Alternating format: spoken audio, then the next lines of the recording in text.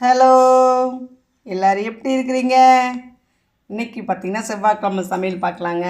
மத்தியானம் இது சாம்பார், கத்திரிக்காய், உருளைக்கிழங்கு, கேட் பீன்ஸ் போட்டு பல வகையான சாம்பார் வச்சாச்சு.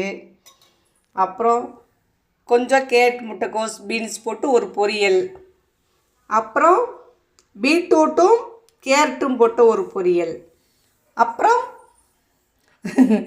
ஒரு வாழைக்காய், 2 வாழைக்காய் இருந்துச்சுங்க, குட்டி குட்டி வாழைக்காய், அது ஒரு வாழைக்காய் போட்டு பொரியல், அப்புறம் ரசம், பருப்பு ரசம், அப்புறம் தயிர் தாங்க நிறையா இருக்குது.